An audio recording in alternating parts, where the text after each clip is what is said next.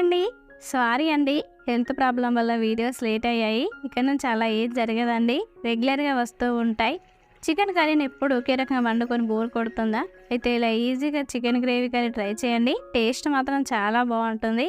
తిన్న కొద్దీ మళ్ళీ మళ్ళీ తినాలనిపిస్తుంది. దీనికోసం ముందుగా ఆయిల్ వేడైన తర్వాత మసాలా దినుసులు వేసుకొని కొంచెం వేగిన తర్వాత కొత్తిమీర పుదీనా వేసుకొని చిటపటలాడించుకోవాలి.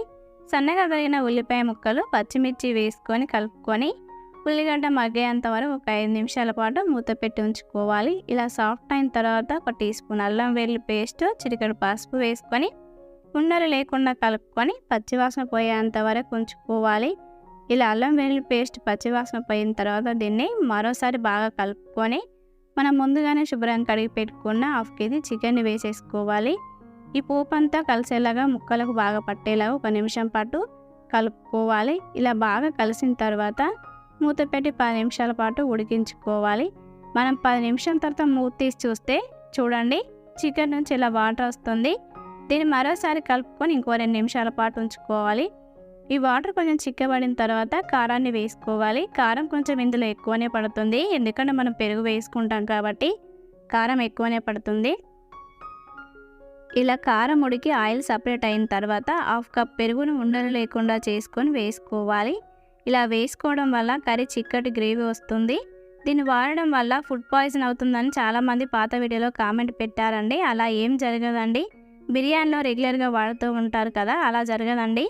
పెరుగు వాసన పోయే అంతవరకు ఉంచుకోవాలి. ఇలా పెరుగు వాసన పోయిన తర్వాత రుచికి సరిపడా సాల్ట్, టీ స్పూన్ ధనియా పొడి, 1/2 టీ స్పూన్ గరం మసాలా వేసుకొని కలుపుకోవాలి. దీన్ని ఒక 2 నిమిషాల పాటు ఉంచుకోవాలి. 2 నిమిషాల తర్వాత మూత తీసి చూస్తే చూడండి ఇలా ఆయిల్ అంతా పైకి తేలిన తర్వాత ఆల్మోస్ట్ కర్రీ అయినట్టే అండి. చివరిగా సన్నగా తగిన కొత్తిమీర తరుగును వేసేసుకొని అలా ఒక 30 సెకండ్స్ వదిలేసి సర్వ్ చేసుకోవడమే. ఎంతో టేస్టీగా ఉండే చికెన్ గ్రేవీ కర్రీ రెడీ అయిపోయింది. రైస్లోకి, చపాతీలోకి, బగారా రైస్, జీరా రైస్లోకి చాలా బాగుంటుంది. ఒకసారి ట్రై చేయండి. మరికొన్ని మంచి మంచి రెసిపీస్ మన ఛానల్లో వస్తూ ఉంటాయి. లైక్ చేయండి, కామెంట్ చేయండి. మరికొన్ని వీడియోస్ కోసం మన ఛానల్ని సబ్స్క్రైబ్ చేసుకోండి. Thank you for watching. ఫంక్షన్లో చేసిన బగారా రైస్ అంటే చాలామందికి ఇష్టం ఉంటుంది కదా, అదే మన ఇంట్లో చేసుకుంటే టేస్ట్ రాదు కదా. ఇలా చేశారంటే అచ్చం అలాగే ఉంటుంది.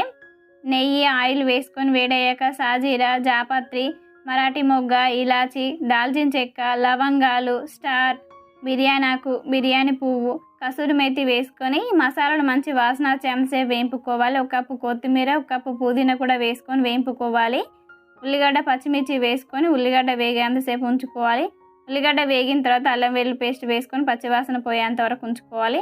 పచ్చివాసన పోయాక తగినన్ని వాటర్ పోసుకొని ఉప్పు కూడా వేసుకొని ఒకసారి కలుపుకోవాలి. దీన్ని ఒక 5 నిమిషాల పాటు బాగా మరిగించుకోవాలి. ఇలా మరిగిన తర్వాత నానబెట్టుకున్న బియ్యాన్ని కూడా వేసుకొని అంతా కలిసేలా కలుపుకోవాలి.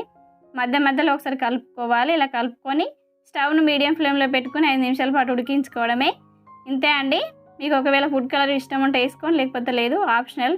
Thank you for watching. Please subscribe.